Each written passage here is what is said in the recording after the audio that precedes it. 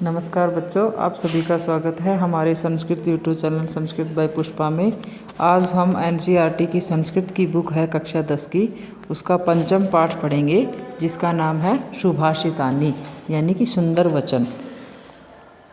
पहला श्लोक है आलस्यम ही मनुष्याणाम शरीर स्थो महान रूपे रिपु न अस्ति उद्धम समो बंधु कृत्वाय ना अवसीदति। तो इसका है आलस्यम ही मनुष्याणाम शरीर स्थो महान रिपु। तो निश्चय से आलस्य मनुष्य के शरीर में रहने वाला सबसे बड़ा दुश्मन है। न अस्ति उद्धम समो यानी कि परिश्रम के समान कोई समो बंधु मित्र नहीं है। कृतवाय न अवसीदति जिसको करके वह कभी दुखी नहीं होता है। यानी कि मनुष्य के शरीर में रहने वाला आलस्य ही उसका सबसे बड़ा दुश्मन है और परिश्रम है वो उसका सबसे बड़ा मित्र है, जिसको करने से मनुष्य कभी दुखी नहीं होता है। श्लोक नंबर 2 है गुणी गुणम वेति न वेति निर्गुणो बलि बलम वेति न वेति निर्बल पिको वसंतस्य गुणम न वायसे करी च सिंहस्य बलम न मुष्क। यानी कि इसमें बताया है गुणी गुणम वेति न वेति निर्गुणो। गुणी गुणवान व्यक्ति गुणम वेति गुण को जानता है, न वेति निर्गुणो गुणहीन व्यक्ति नहीं जानता है। यानी कि गुणवान व्यक्ति है वह गुण को समझता है या गुण के महत्व को जानता है, गुणहीन व्यक्ति नहीं जानता। बलि बलम वेति बलवान व्यक्ति बल के महत्व को वेति जानता है, न वेति निर्बल निर्बल व्यक्ति बल के महत्व को नहीं जानता है।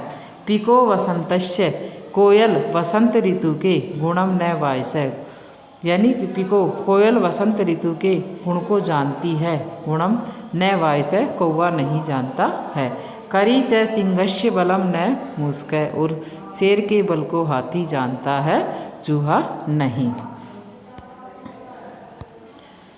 अगला श्लोक है निमित्त तमो उद्देश्य य प्रकुप्यति ध्रुवम च तस्या आगमे प्रसीदति अकारण द्वेषी मन अस्तु यस्य वै कथम जनस्तम परितोषिष्यति। यानी कि न निमित्तम उद्देश्यम ही न यह प्रकुप्यति निश्चय से किसी कारण से अत्यधिक क्रोध करता है। ध्रुवम च तस्य अपगमे प्रसीदति उस कारण के समाप्त होने पर वह प्रसीदति प्रसन्न हो जाता है। निश्चय ही कोई व्यक्ति है वो किसी कारण से ही क्रोध करता है और वह कारण के खत्म होने पर वह प्रसन्न हो जाता है। अकारण द्वेषी मन अस्तु यस्य परंतु जिसका मन बिना अकारण द्वेषी बिना किसी कारण के ही द्वेष है, किसी से द्वेष करता है। कथम जनतस्य परितोष्यति उस मनुष्य को कौन संतुष्ट करता है। यानी कि कोई नहीं कर सकता, जो बिना कारण के ही द्वेष करता रहता है उस मनुष्य को कोई भी खुश नहीं कर सकता है। चौथा श्लोक है उदीरितो अर्थ पुसुना अपि गृह्यते हयाश्च नागाश्च वहन्ति बोधिता अनुक्तम अपि हुयति पंडितौ जन परेंग तिंग ज्ञानफला हिम बुद्धय। उदीरितो अर्थो पुनः अपि गृह्यते कहा हुआ अर्थ पशु से भी ग्रहण कर लिया जाता है। यानी कहा हुआ अर्थ या मतलब या संकेत पशु से भी ग्रहण कर लिया जाता है।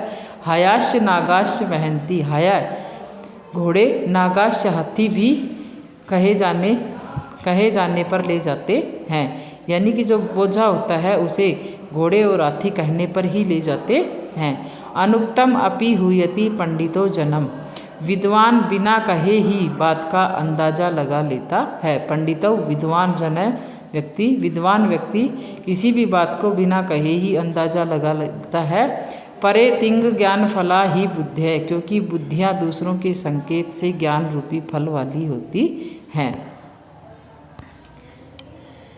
5 नंबर का श्लोक है क्रोधो ही शत्रु प्रथमो नराणाम देहे स्थितो देहे विनाश तथा स्थित काष्ठगतो ही वहनी स एव वही दहते शरीरम।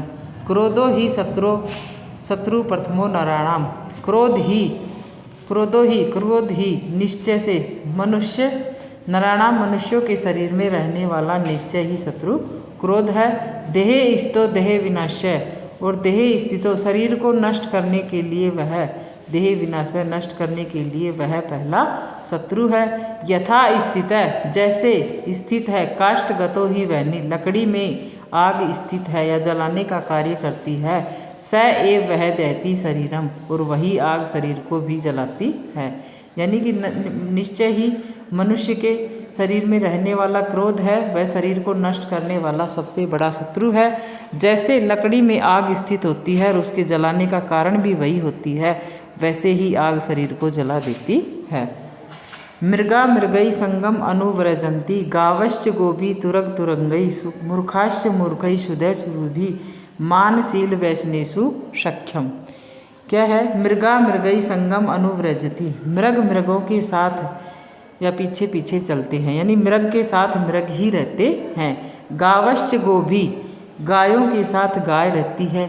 तुर्गा तुर्गैश्च, और घोड़ों के साथ घोड़े चलते हैं। मूर्खाश्च मूर्खई, मूर्खों के साथ मूर्ख रहते हैं। सुधिय सुधीबी, और बुद्धिमान व्यक्तियों के साथ बुद्धिमान ही साथ जाते हैं। मानशील वैष्णेषु सख्यम, समान व्यवहार और स्वभाव वालों की मित्रता, आपसी मित्रता होती ही रहती है। यानी कि मृग के साथ मृग रहेगा, पीछे पीछे चलता है।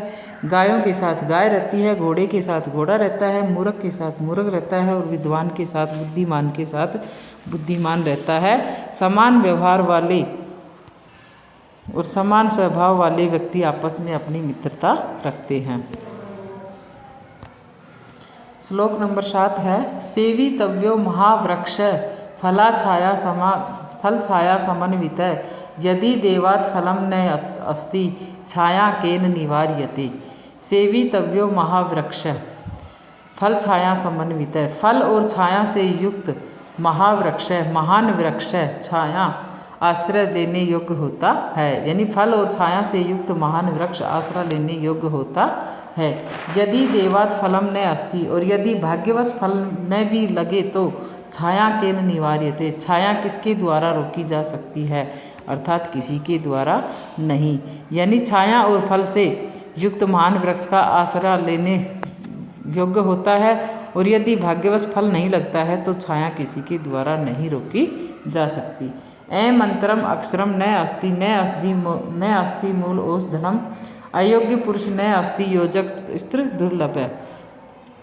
ए मंत्रम अक्षरम न अस्ति, यानी मंत्र से रहित अक्षर नहीं होता है। न अस्ति मूलम औषधम, जड़ी बूटियों से रहित नहीं है। अयोग्य पुरुषम न अस्ति, योग्यता से रहित व्यक्ति वास्तविक पुरुष नहीं होता है। यानी वहाँ गुणों को वस्तुओं और व्यक्तियों से जोड़ने वाला दुर्लभ होता है। संपत्तौ च विपत्तौ च महताम एकता रूप, उदये सविता रक्तो रक्ताश्च हस्त समये तथा। धनवान होने अथवा धनहीन होने पर महान लोगों की समरूपता होती है। संपत्तौ च विपत्तौ, संपन्न धनवान और विपत्तौ धनहीन होने पर भी महान लोगों की महता एक रूपता, महान लोगों की एक रूपता होती है। उदय सरिता रक्तो रक्तश्च अस्तये समय, जैसे उदय सविता उदय होते समय सूर्य लाल रंग का होता है तथा अस्त होने पर भी वह लाल रंग का ही होता है। श्लोक नंबर 10 है, विचित्रे खलु संसारे न अस्ति किंचित अनर्थकम, अश्वचेत धावने वीर भारस्य वहने खर। क्या है? विचित्रे खलु निश्चय से, विचित्रे इस विचित्र संसारे संसार में, किंचित अन्य अर्थकम कुछ भी निरर्थक नहीं है। यानी कि निश्चय ही इस संसार में कुछ भी निरर्थक या बेकार नहीं है। अश्वचेत धावने वीर, क्योंकि घोड़ा दौड़ने में धावने वीर होता है, और भारस्य वहने खर मतलब गधा भार ढोने में उपयोगी होता है। यानी निश्चय ही इस संसार में कुछ भी निरर्थक या बेकार नहीं है, क्योंकि घोड़ा दौड़ने में उपयोगी होता है तो गधा भार उठाने में उपयोगी होता है। धन्यवाद बच्चों, अगली वीडियो में हम इस पाठ के अभ्यास के प्रश्न करेंगे।